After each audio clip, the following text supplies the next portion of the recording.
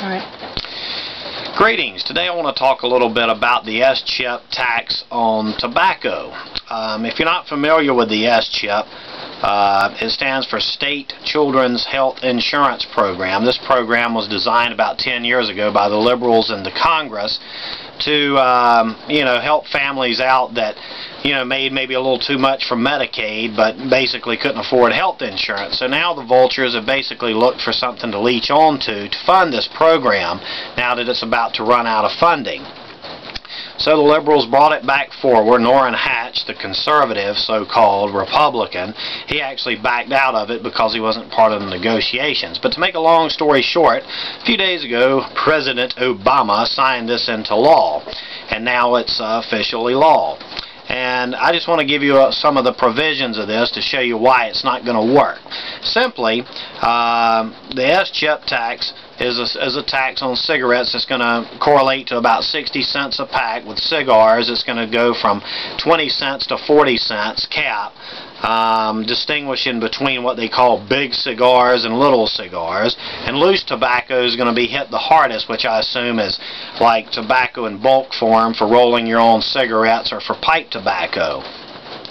Now basically, all this sounds like a good thing. Yeah, these smokers and everything, let's tax them and fund this good program, and it all sounds good to the liberal do-gooders and stuff, but let me tell you why it won't work.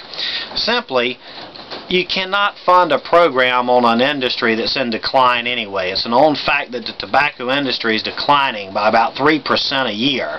Anytime an industry is declining, you can't fund a major program, something like S-chip, that requires millions and millions, even billions of dollars over years, and expect it to be in good shape.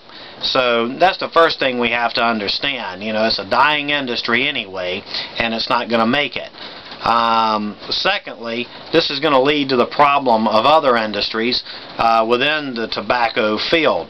For example, this is going to hurt tobacco farmers tremendously. They're already hurt, and they come in and throw these things like S-chip in, and they have no backup plan. Even though the industry's in decline, they just want to sock it to them with taxes, and it's just not going to work. It's also going to hurt the cigar industry with companies like FD Grave that produce the money maker cigars out of Connecticut. You're going to hurt people like Tampa down in Tampa, Florida, and then the Phillies brand up in Pennsylvania. So that's going to lead to the loss of American jobs, and these are going to be things that are hard to fill. Secondly, in addition to that, the S-chip's going to lead to layoffs in cigar factories and stuff. They're going to be cutting workers and going along with the layoffs and stuff.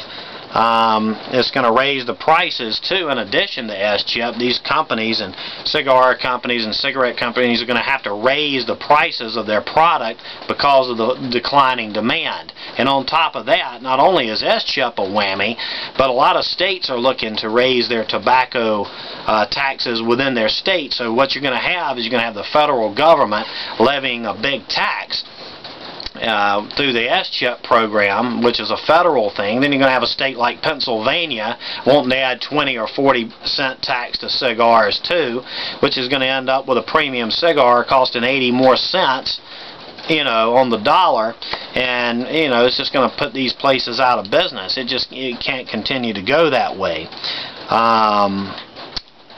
In addition to that, the declining demand is going to hurt as well. In addition, tobacconists and small tobacco shops are going to go out of business. Let me give you an example.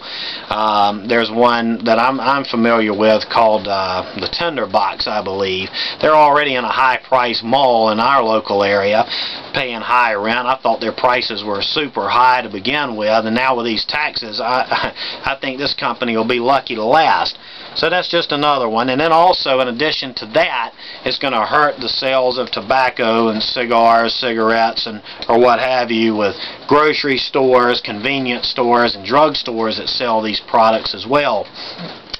But the S-chip goes into effect on April the 1st is when the taxes actually go. But to give you an example of the whammy, some shops, and one that I know of in particular, a JR Cigar, the outlet, the big cigar distributor guy, I mean, he's already put the S-chip, rates into effect. I mean, you know, giving a 1-2 punch to the consumer, which is, you know, really stupid, I think, you know, passing the buck on, considering there's a month and a half to go, you know, before these even go in, you know. I mean, I can appreciate the plight that you have, but, you know, you can't sit there and ramrod the consumer like that.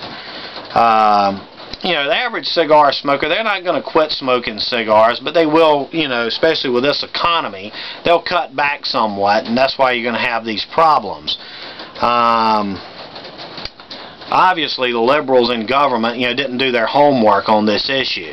So what we're going to have is, on down the road a little bit, they're going to find out that taxing the tobacco industry isn't going to fund their little health care program, and then they're going to go looking into other cookie jars to fund it. So no telling who's next, you know, but definitely stay tuned and be aware of these issues, because we need to be at the forefront and get the information out. But, you know, S-chip tax on tobacco simply won't work. It's not going to fund this program. It's going to hurt the industry. It's going to lead to a layoff of jobs.